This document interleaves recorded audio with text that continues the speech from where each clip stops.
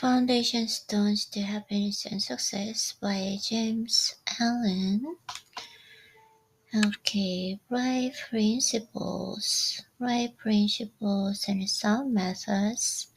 Okay, true actions, true speech. Okay, equal mindedness. Okay, equal mindedness. Peaceful minded. Oh, okay. Equal minded mean okay to be equally minded is to be peacefully minded. For a man cannot be said to have arrived at peace who allows his mind to disrupt and to run off the balance by occurrences. That's true. The man of wisdom is dispassionate. Oh, dispassionate. And meets all the things with calmness of mind and repose and free from prejudice. Oh my god.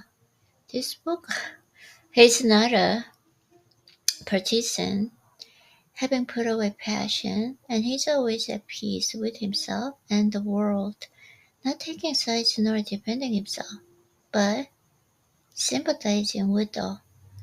The partisan is so convinced that his own opinion and his own side is right, and all that goes contrary to them is wrong, that he cannot think there is any good in the other opinion and the other side. He lives in a continued fever of attack and defense, and has no knowledge of the quiet peace of an equal mind. The equal-minded man watches himself in order to check and overcome even the appearance of passion and the prejudice in his mind, and by so doing, he develops a sympathy for others and comes to understand their position and particular state of mind. And as he comes to understand others, he perceives the folly of condemning them and opposing himself to them. Thus there grows up in his heart a divine charity which cannot be limited, but which is extended to all things that live and strive and suffer. When a man is under the sway of passion and prejudice, he is spiritually blind, seeing nothing but good in his own side, and nothing but evil in the other. He cannot see anything as it really is, not even his own side, and not understanding himself, he cannot understand the heart of others, and thinks it is right that he should condemn them. Thus there grows up his heart a dark hatred for those who refuse to see with him and who condemn him in return.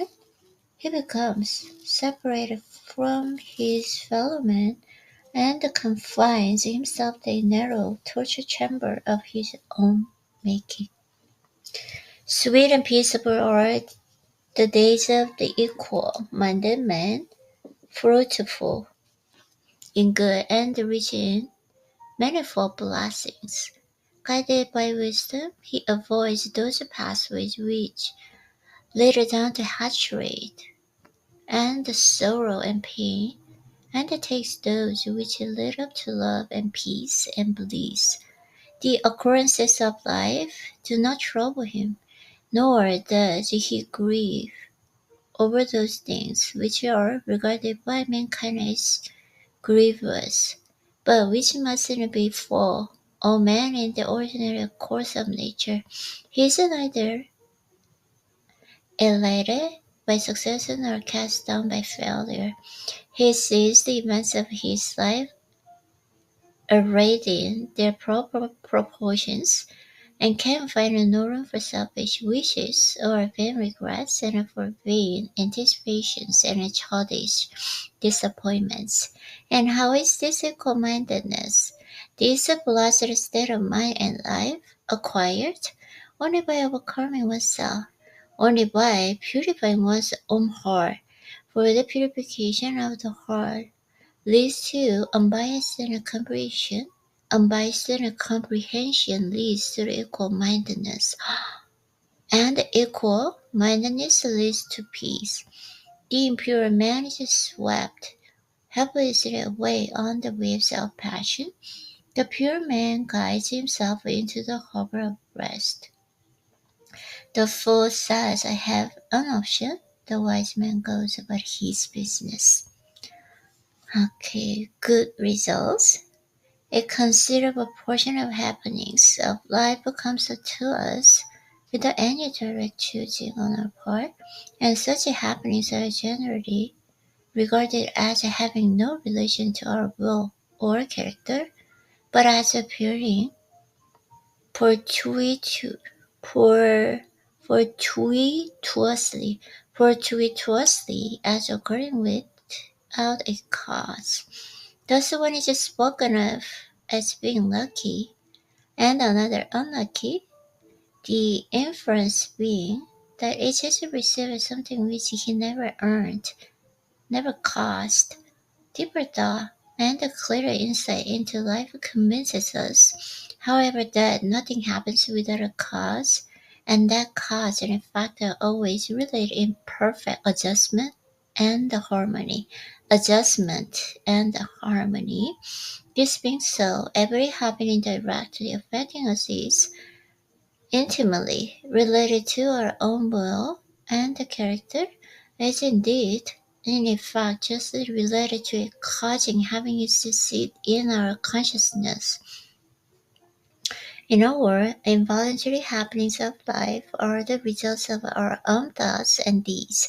This, I admit, is not apparent on the surface, but what fundamental law, even in the physical universe, is so apparent, if thought, investigation, experiments necessary to discovery of the principles which relate one material atom to another, even so are they imperative to the perception and understanding of the mode of action which related one mental condition to another, and such modes, such laws, are known by the right door, by him who has acquired an understanding mind by the practice of true actions.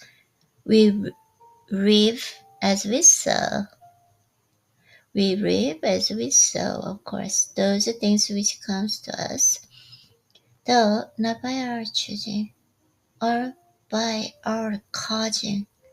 The drunkard did not choose the delirium, tremens, and insanity which overlook him, but he caused it by his own deeds. In this case, the law is plain to all minds, but where it is not so plain, it is nonetheless true. Within ourselves is deep-seated cause of all our sufferings, the spring of all our joys. Although the inner world of thoughts and the other world of events would cease to bring you sorrow, make the heart pure, and to you all things will be pure on occurrence and happy, and in true order. Within yourself, deliverance must be sought. Each man is a prison makes. Each hath in such a lordship as a lovest one's. Nay, for with powers above, around, below, as will of flesh and whatsoever lives, act, make joy and woe. Our life is good or bad, enslaved or free, according to its causations in our thoughts, for out of these thoughts spring all our deeds, and from these deeds come equable results. We cannot seize good results violently, like a thief, and claim and enjoy them, but we can bring them to pass by setting in motion the causes within ourselves. Men strive for monkey, strive for happiness, and would gladly possess wisdom, yet fail to secure these things, while they see others to whom these blessings appear to come unbidden. The reason is that they have generated causes which prevent the fulfillment of their wishes and efforts. Each life is perfectly woven network of causes and effects or lack of efforts and the results, and the good results can only be reached by initiating good efforts and good causes. The door of true actions who pursues and same methods and grounded on right principles will not need to strive and struggle for good results. They will be there as the effects of the righteous rule of life. He will reap the fruits of his own actions, and the reaping will be in gladness and peace. This is the truth of sowing and reaping in the moral sphere isn't a simple one, yet many just slowly understand and accept it. We have been told in a wise one that the children of darkness is wiser in their day than the children of light. And who would expect in the material world to reap and eat where he had not sown and planted, or who would expect to reap the wheat in a field where he hadn't sown tares, and would fall into weeping and complaining if he did not? Yet this is just what men do in a spiritual field of mind and deed. They do evil and expect to get from it good, and when the bitter harvesting comes in all age and ripen the fullness, they fall into despair and the bemoan and the hardness and injustice of their lot, usually attributing it to the evil deeds of others, refusing even to admit the possibility of its cause and being hidden in themselves, in their own thoughts and deeds. The children of life and those who are searching for the fundamental principles of right living, with the view of making themselves into wise and happy beings, must train themselves to observe this law of cause and effect in thought, word, and deed, as implicitly and obediently as the gardener obeys the law of sowing and the reaping. He does not even question the law. He recognizes and obeys it. When the wisdom which is instinctively practiced in his guard is practiced by men in the garden of their minds, and when the law of the sowing of deeds is so fully organized that it can no longer be doubted and questioned, then it will be just as in faithfully followed by the sowing of those actions which will bring about the reaping of happiness and well-being for all.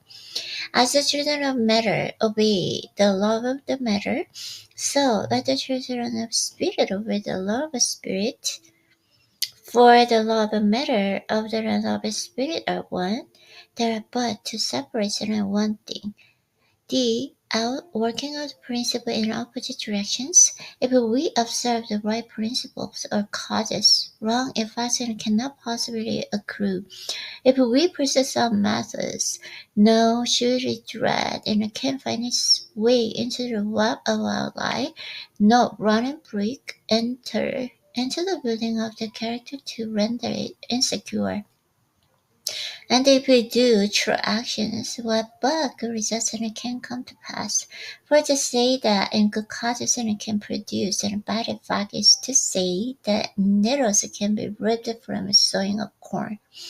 He who orders his life along the moral lines thus briefly enunciated will attain to such a state of insight and equilibrium as to render him permanently happy and perennially glad. All his efforts will be seasonally planted. All the issues of his life will be good, and though he may not become a millionaire indeed, he will have no desire to become such. He will acquire the gift of peace, and the true success will wait until him as a commanding master. Yeah, it's not easy one because it's